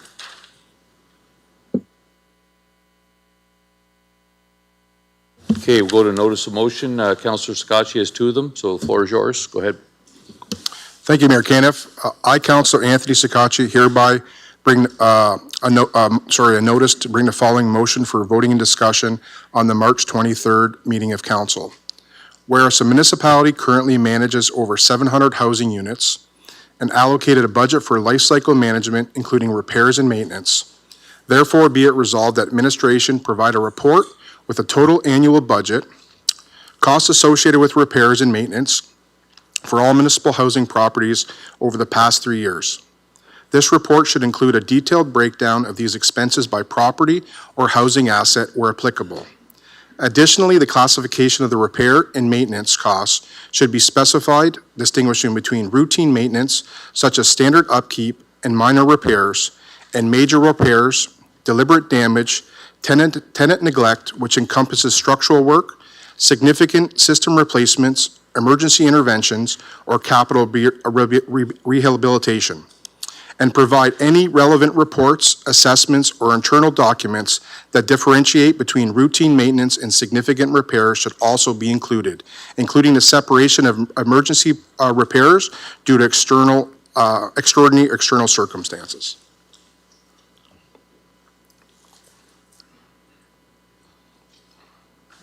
Am I the only one? There's not one more? Oh, I thought you said that there was 3 today. My apologies.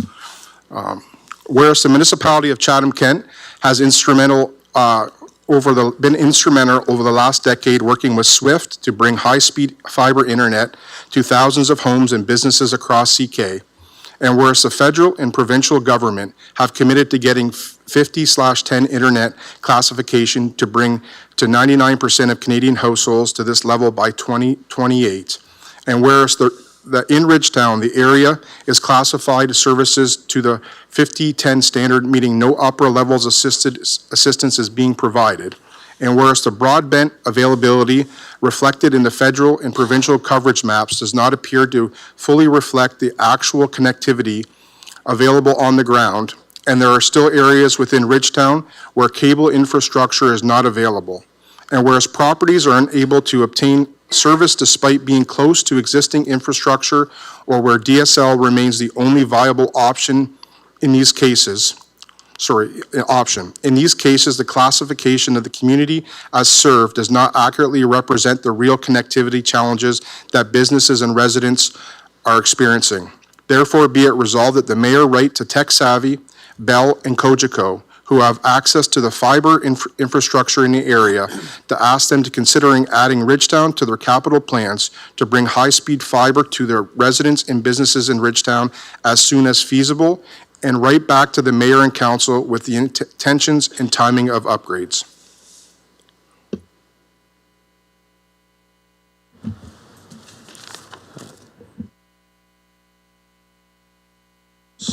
Councillor Hall, and can I get Councillor Wright to move them?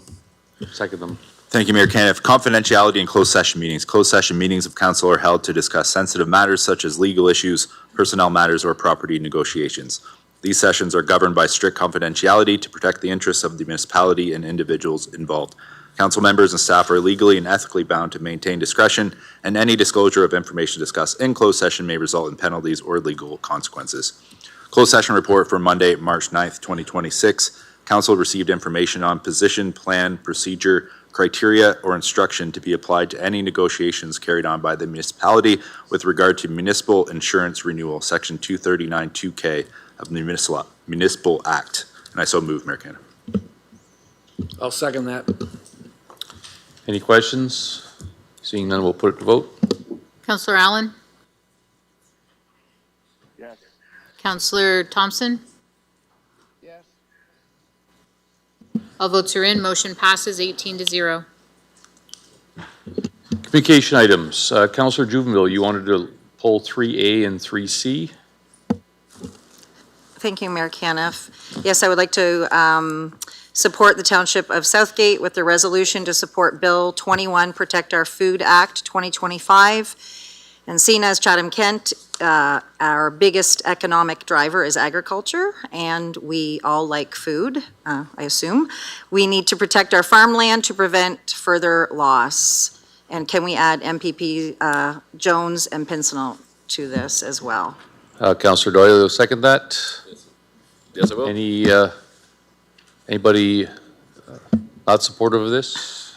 Seeing none, okay, we'll do that. Okay, and the other one, I would like to support the letter from James Bay East OPP Detachment Board regarding their ask to support Victim Crisis Assistance Ontario, agencies across Ontario in order to develop a coordinated provincial bail notification that is a timely and reliable source of bail notification to ensure victims remain safe and informed. Any seconder for that? Very happy to second. Councillor Finn, anyone opposed this motion? Seeing none, passed. As well, I'll go to Councillor C. McGregor for item 2F. Thank you, and through the mayor. And in this one, it is actually comes from the Walpole Island or Bikeshwanon First Nations. It looks like they've purchased a property on Dufferin Ave, which is known in our community as the Glasstown Plaza, to increase some housing and needs. And I see in the letter that they are asking for us to work with them and helping with some tax relief in some areas there. So I'm actually just wondering, and maybe through our acting CAO, if it's possible that we could, or you could better review or have this better reviewed and maybe come back to council and interest in working with our governments together to see in which way that we can possibly help them. We all know that the need for housing in our communities, and I'm happy to see that they're taking this on and they're going to be increasing some housing in the Wallaceburg area and to help. And so it'd be great if we could get some information back on different methods or ways that we might be able to help them with this. Mr. Taylor? Yeah, thank you, Mr. Mayor, and thank you, Councillor, for raising this. Certainly happy for staff to take this away and come back to Council with some options for ways we might be able to provide for some assistance. Thank you. Councillor Hall, will you second that? Certainly. Anyone opposed to the motion? Okay. Opposed to the action item, yes. All right. Excellent. Okay, thanks. Councillor C. McGregor and Councillor Hall, can I get you to move the rest of the communication items, please? More than happy to. Second. Anyone opposed to, thanks, nothing, passed.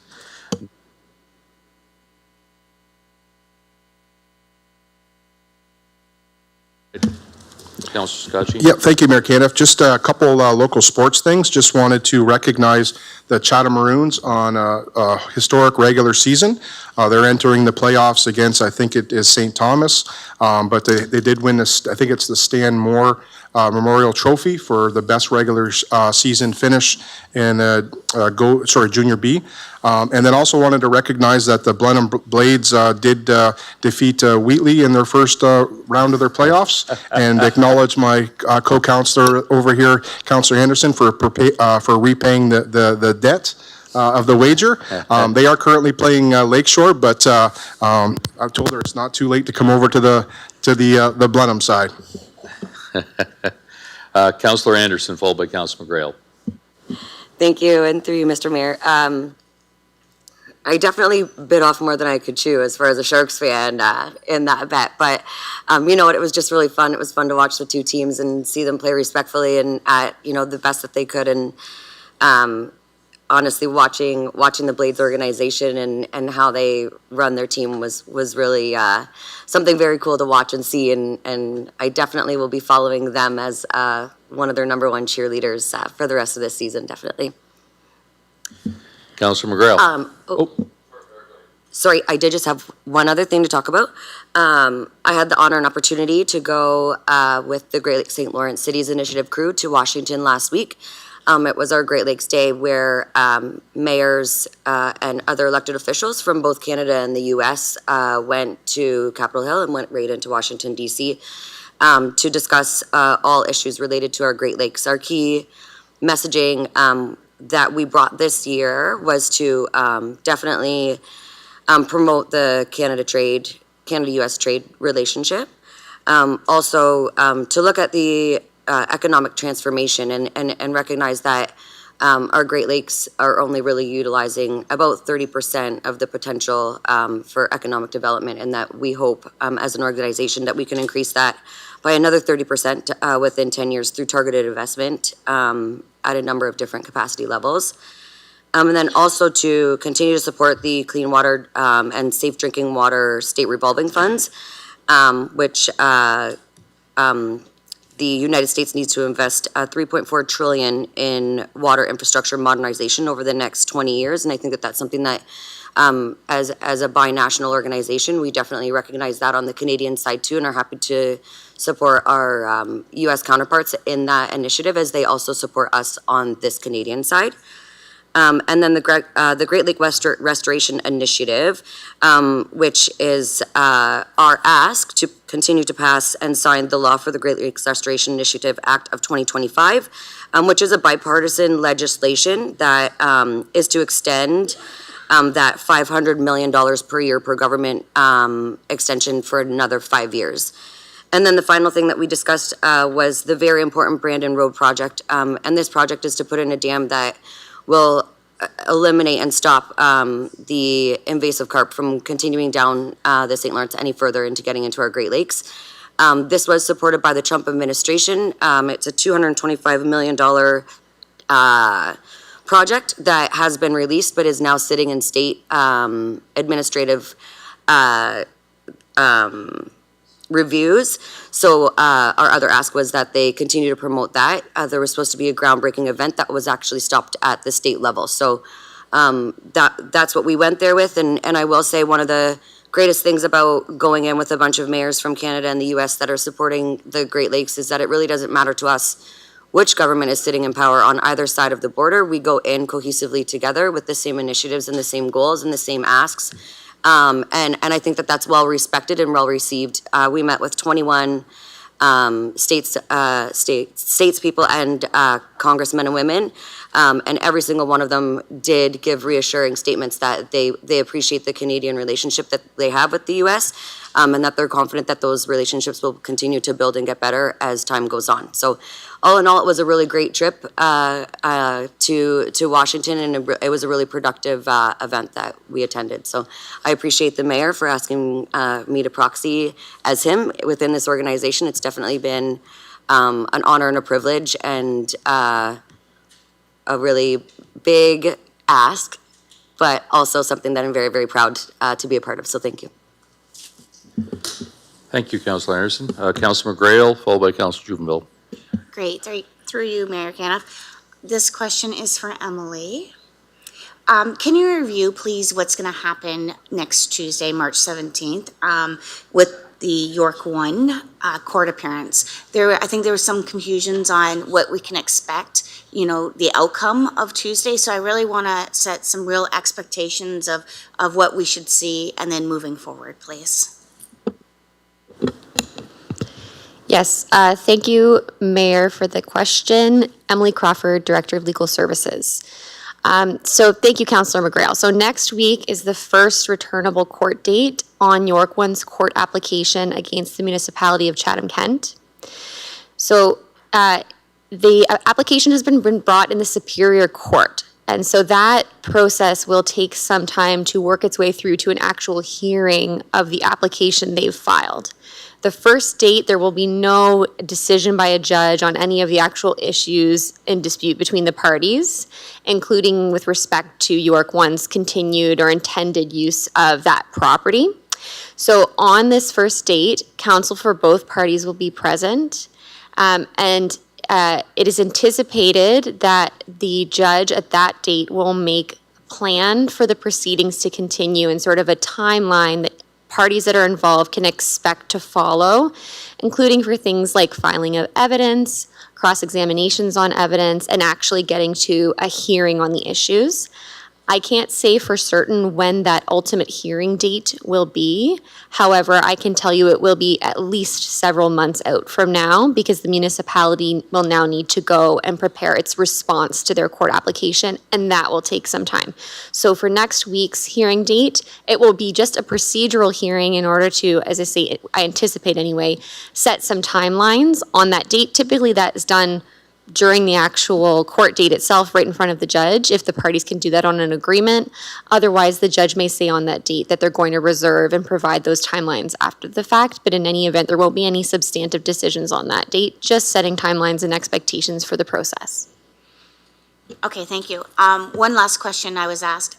Do we know why it was put off till next Tuesday from the original date? So my understanding is that, so Chatham-Kent has only just received York 1's application materials. So a court application generally will have affidavits that support the applicant's position. So in this case, York 1 has provided, I think, something like 2,000 pages of documents in support of their application, and they were only received on the Friday before that Tuesday hearing date. So the external counsel of the municipality has retained, wanted the opportunity to review that information, at least on a cursory level, so that they could speak with, with the benefit of that information to what kinds of timelines the municipality might need now to respond.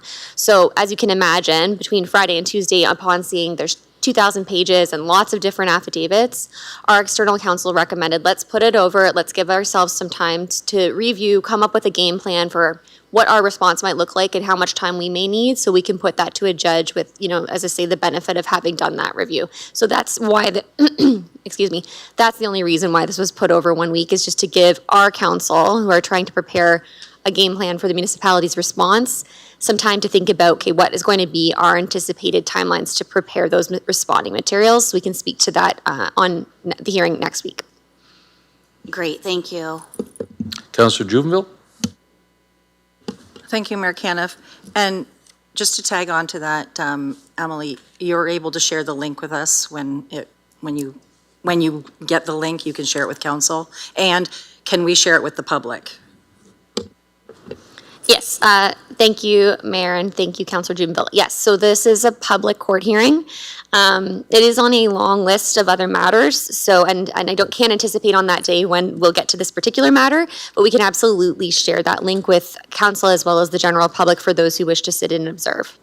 Okay, thank you very much. I wanted to bring a question forward. It pertains to information that's been shared on multiple media platforms, and I've received a plethora of phone calls from inquisitive and concerned citizens regarding an OHL team perhaps coming to Chatham-Kent and an OHL arena. So I myself have not received any information, so I was a little bit at a loss how to respond to the people that were coming forward. I do want to ask, and I want to be clear that I'm asking very respectfully, but I do need to ask this.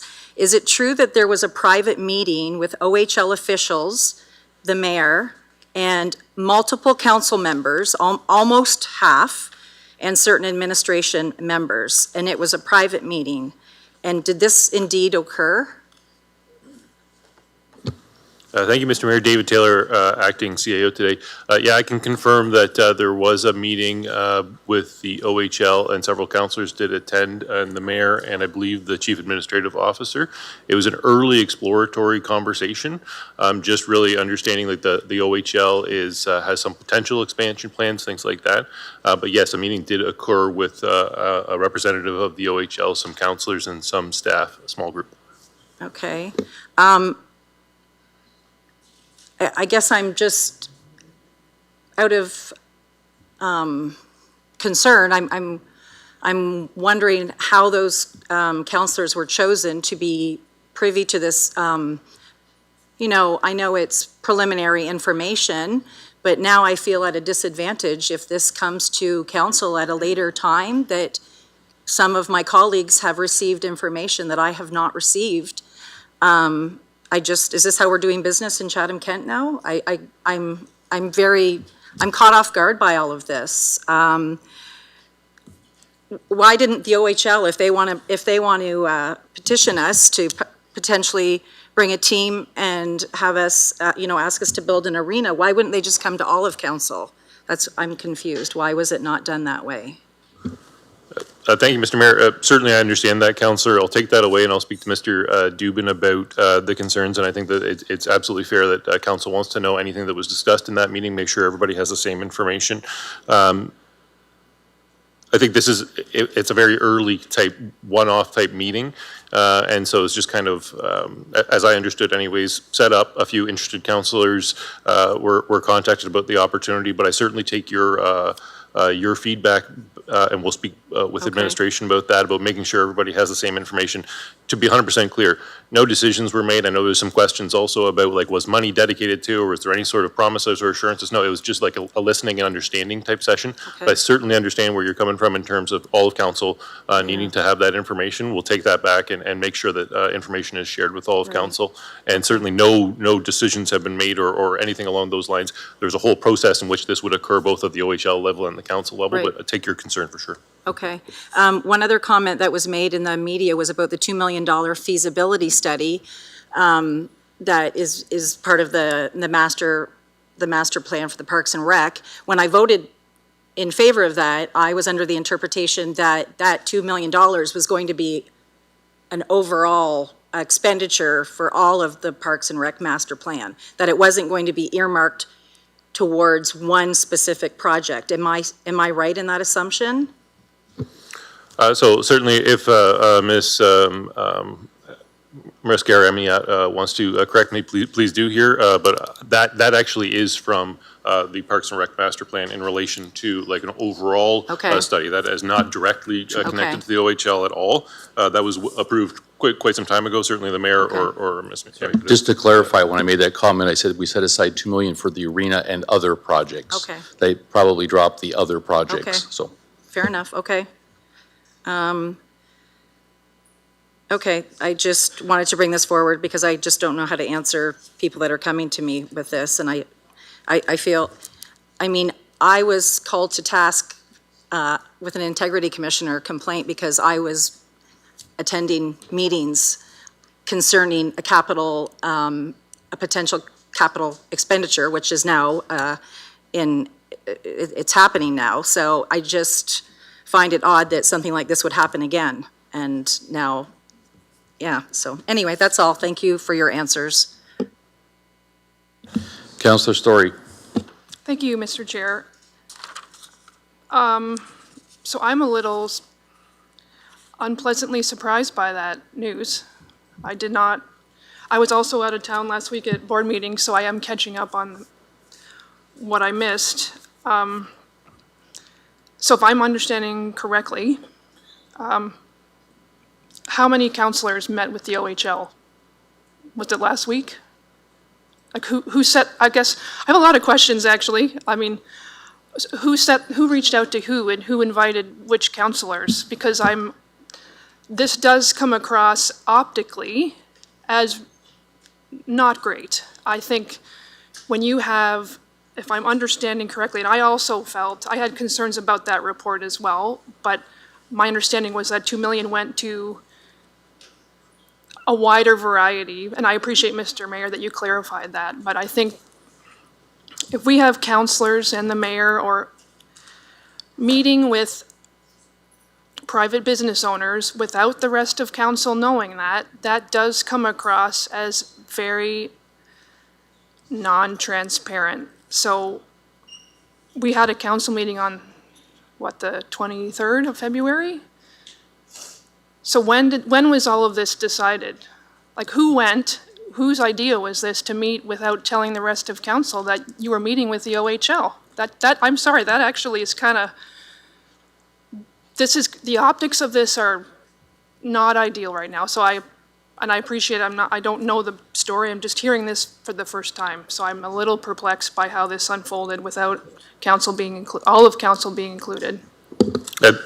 Thank you, Mr. Mayor, and thank you, Councillor. Certainly understand the concern. I'll have to be honest with you. I'm going to have to take back those questions in terms of timing and meetings and how invitations went and come back to Council. What I think we could commit to is giving Council a summary report of kind of what was discussed and what next steps would be, and try to answer some questions for you in that. That's the best that I could do right now in terms of, I don't have the answers to the questions that you just asked just because I wasn't personally involved, but I know that we can get that information for you. I just wouldn't want to speak out of turn here in a council meeting. I appreciate that, Dave. Mr. Mayor, you were there. Can you tell us who was there and who was At a high invited? level, the commissioner reached out to Michael Dubin and wanted to have a meeting, just to update on what's going on. That was the premise. They reached out to us and just wanted to fill us in on what they're looking at as far as expanding the league. That's all they wanted to talk about. That's fair, and I think that's very reasonable for folks to reach out to the CAO and the mayor. So why were counselors, specific counselors invited or included and other counselors were not? Well, the councilors had expressed an interest in the arena or moving forward, so, and we couldn't have, we couldn't have a full council meeting, so I wanted to make sure some councilors heard. None of this stuff, all this stuff will be repeated 15 times over, because there's no decision being made this council term. There's no way on earth we're ever going to get anywhere close to that by election time. So. No, I appreciate that, Mr. Chair, but we voted unanimously to move forward that Parks and Rec master plan. And now who was there? Okay.